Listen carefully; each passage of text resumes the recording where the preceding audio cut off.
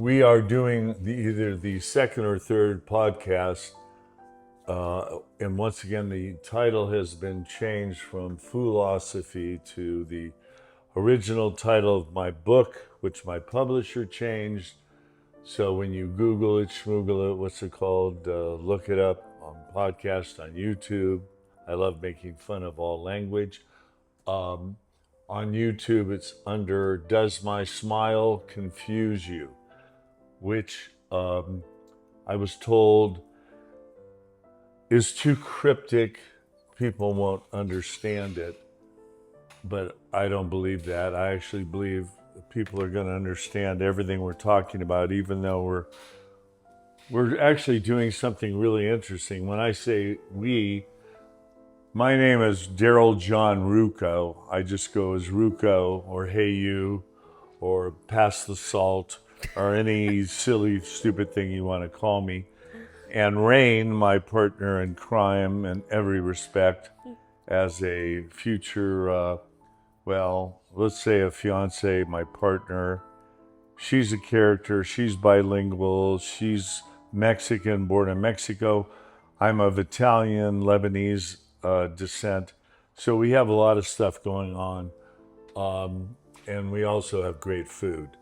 So we're going to give you some food for thought regarding a subject that I could talk about endlessly, and I will talk about it endlessly, and I do talk about it endlessly. And that is humor, comic sense, because we believe that comic sense is more important than common sense. And as you all may well know, common sense is out the window. In fact, I will now digress just to tell you we lost our home in the Palisades in the fire, and one of the books I lost of the probably, I don't know, thousands and thousands of books I had was The Loss of Common Sense, written by an attorney, and it was very, very accurate. So just imagine substituting comic sense for common sense, because I promise you, anybody and everybody that can hear my voice, and eventually Rain is her name, Rain, the future Rucco, my last name, Lluvia. Jubia. She, she, um, she and her Latino friends all have their own sense of humor, which I love, which talked about on our first show, about cultural differences between humor and comic sense and what makes people laugh around the world. However, if music has always been considered the universal language, I believe that humor, well, I know humor is an attitude, it's a mindset. That's why we said number one, philosophy, psychology, mindset. That's exactly what humor is. Carry it around in your head. I speak with and through the prism, the worlds of comic sense, comedy, and humor. Therefore, all of my life, I've been able to interface, interact, and listen to anyone and everyone and not be offended. So you're going to learn so many valuable things about what it takes to have a rich life. And that's why my life has been so rich, because I've been able to interact with so many different people.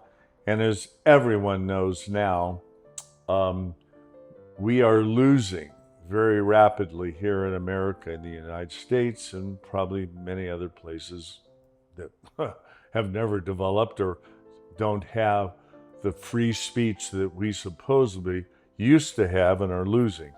So free speech, the loss of free speech, the very few great comic minds out there know, and they're fighting diligently to combat that.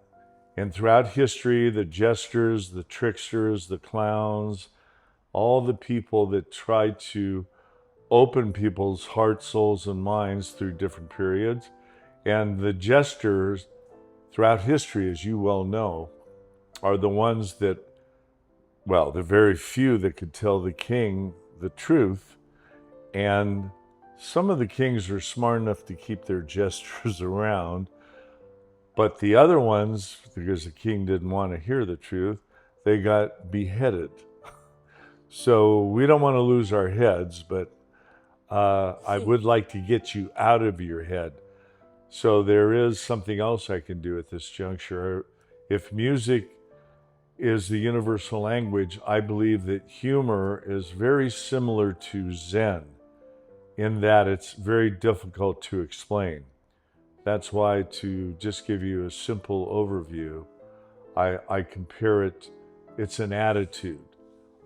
In fact, Rain, you want to jump in and just say hi? Hi. Okay, well, that was long enough. Okay, you can be quiet now because I love to talk. No, I only love to talk because I'm so passionate and intense about the subject matter. But the universal language is music. That's truth. We can all relate to that. I believe if you speak, listen to people with your sense of humor, which I also believe everybody has. Now, once again, I have to repeat. There's a lot of repetition on this show because I'm breaking down something that everyone told me you can't break down, and I don't believe that. And I also don't believe that people do not have a sense of humor, even though I've experienced it daily. We need to reconnect with our sense of humor. I think that each and every child comes into this world. What do children do best, people? They play, they laugh, they fight, but yet they forgive one another because they want to get back to play, which is also one of my top 3 favorite words, play, which we'll discuss, because humor should be connected to a playful attitude. There's so many branches of humor that can delve into sarcasm, satire, as we know. In fact, I learned something, and I am going to jump around because I'm learning things so quickly as I go deeper into my studies, going back thousands and thousands of years, all the way back to Socrates, Plato, Aristotle. I learned today a character that I didn't know about, Euripides. Euripides apparently, and this is just a brief synopsis of his character, he was the first one indirectly, well, he might have been the first satirist. He was like a Sacha Baron Cohen or any other satirist of his time. He wrote over 90, maybe 100 plays, and he changed the way Greeks and the way dramas were presented. So what he did, and this will help you understand what I'm trying to convey, what Raina and I are trying to convey, that Euripides and Socrates, they had similar outlooks on life, but Euripides thought that each and every character before the play or plays that he wrote started, they would describe, break down their character and who they were portraying in its entirety. So that means they explain the whole character and the outcome and why they were just actors playing this part. Now, we know in today's world, drama, whether it's a tragedy, comedy, tragedy, just a straight, flat-out drama, we love surprises and controversy and conflict and shocking things that turn great writing. You know, you have to keep your audience guessing.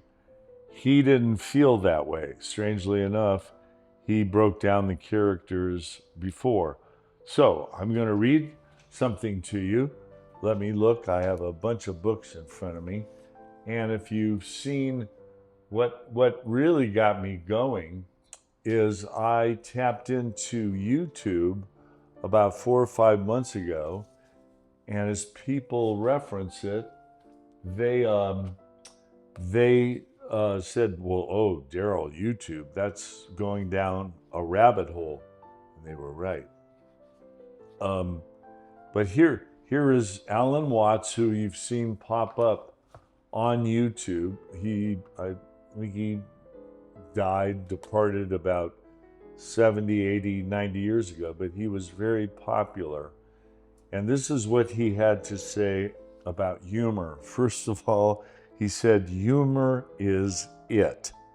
He just called it it. And then he goes on to say, and I now have to put my glasses on to read this, but it's worth reading.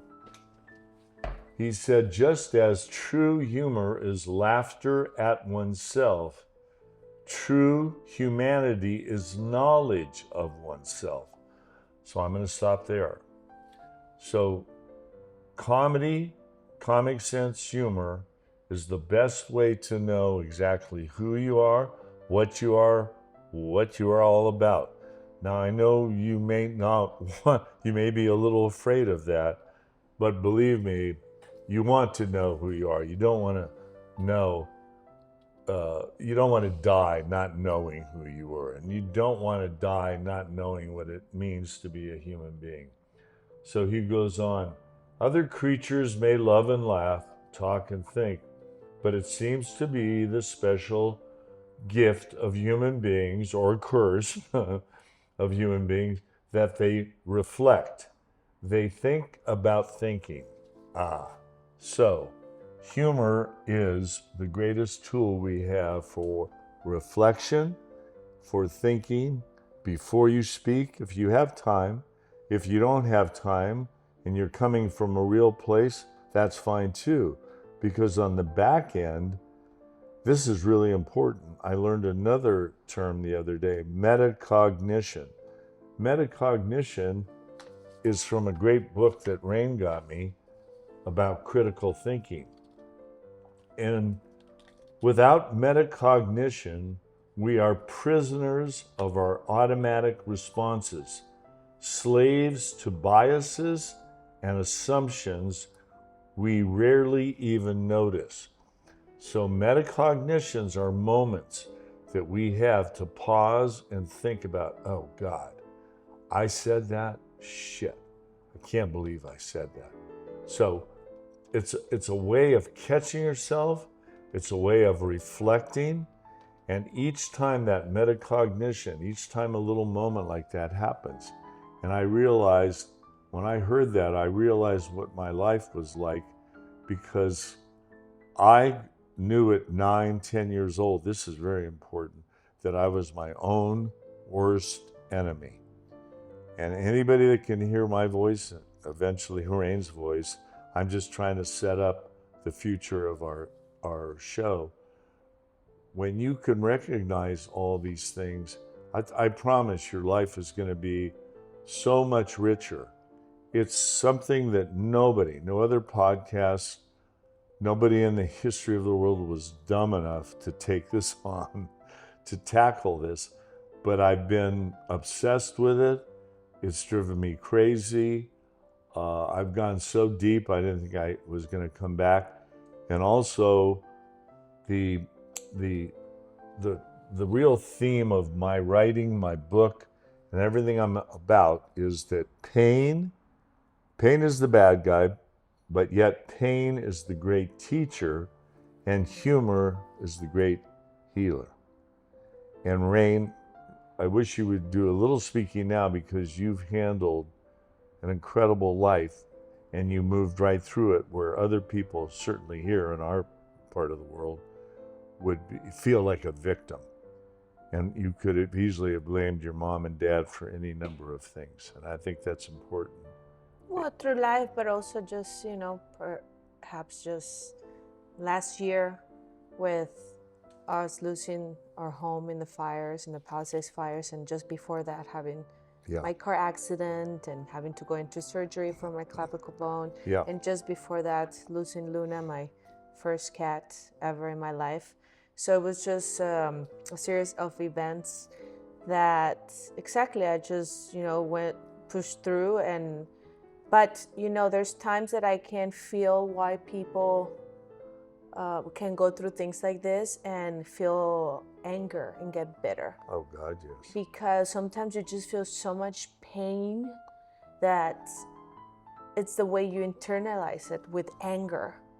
And so I think it's important to be aware of that you're being, that pain is causing you the anger, but being aware of that and trying to figure out how you can go the other way. Move through it. Yeah, in a good way. Meaning, try to understand why things happen, try to make Analyze it. Analyze it, take the best out of it, because you can go, as you said, you can go take the path of victimizing yourself, and what is that going to take you? You're going to be your worst enemy. You're just going to add your own self. You're just doing it to yourself.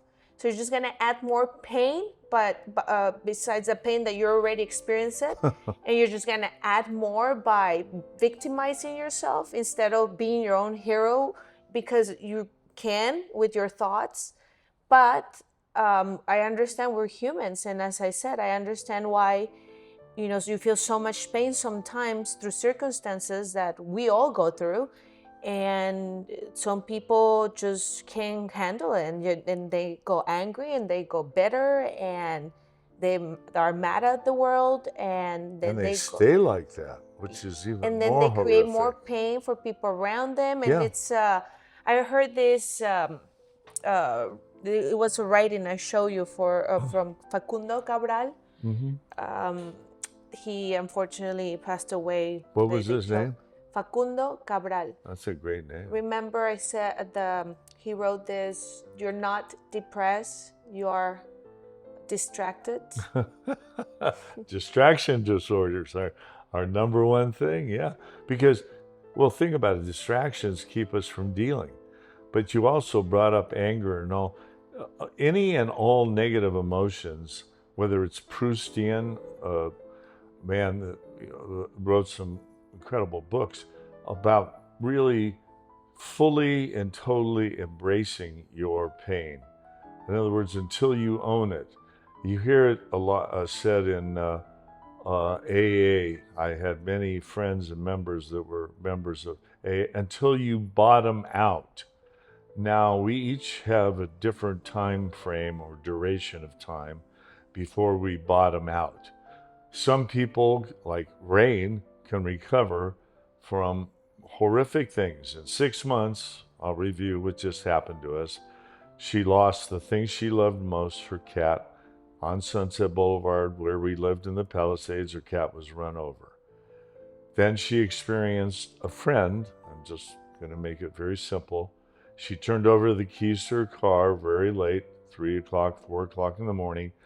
She said, "Oh, I've never driven a Mercedes," which Rain worked many years to buy. "May I drive your Mercedes?"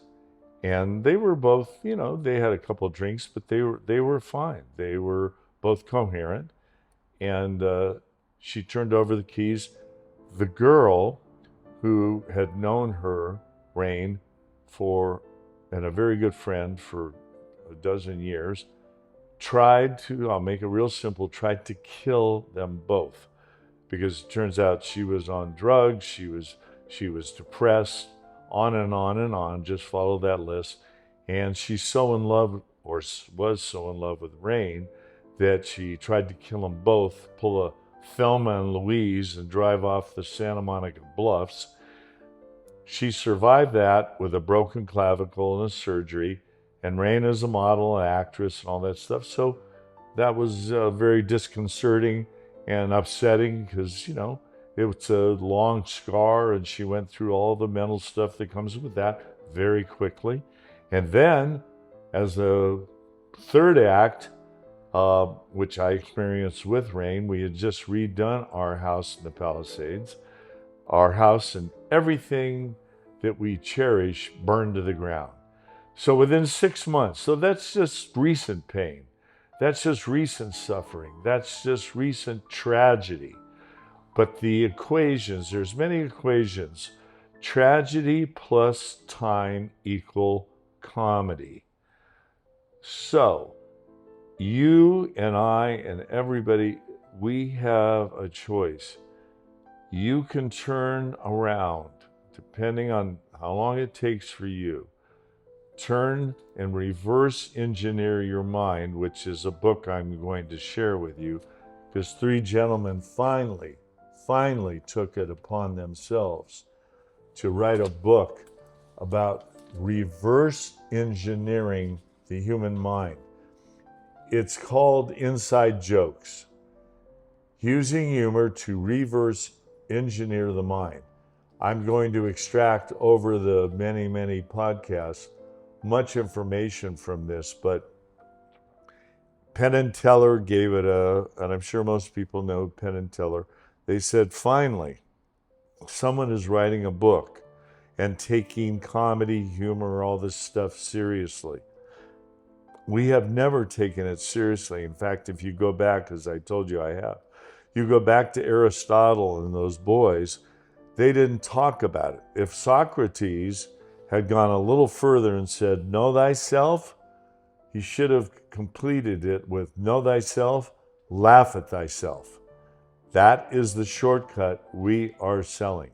Now I'll give you a funny line, which gives an opposite perspective. Goethe, a poet, a German poet from years past, he said, if I knew myself, I would run away. So I love that, because the essence of humor and comedy is contrast, juxtapose, fat, skinny, smart, stupid, tall, short, hair, no hair. So you can virtually look in the mirror, look at all your flaws, your foibles, laugh at them, and own them. And by the way, the more you can talk about things that are bothering you with other people, you're going to find out that they'll be smiling and laughing. Those are your real friends. They're not laughing at you so much. They're just saying, hey, Jim, let go of it, okay? Don't buy a hairpiece unless you really think you need it. Just stay bald, shave your head, do whatever. In other words, don't try and conceal your flaws and foibles. Expose them. And if you can't do that, then go ahead. Cover them up. Get plastic surgery. Do whatever you want. But either way, have fun with it.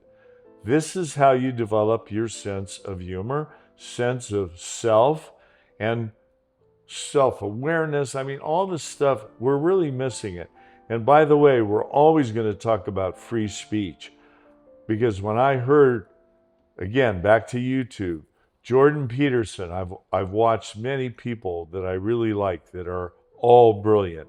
I don't care if it's Richard Dawkins, Christopher Hitchens, and minute you mention their names, oh, he's an atheist. I don't want to talk about him. I hate him. You're making a mistake. You got to listen to all people, especially intelligent people. Rabbis, priests, theologians, I listen to them all. I can use my sense of humor to separate the content of a book, of music, of what anyone is saying or thinking or feeling from the person. If you don't want to like a person, that's your choice. But at least listen to what they have to say. And I'll grant you, not everybody is worth listening to. There are a lot of people on podcasts. I've never seen so much crap in my whole life.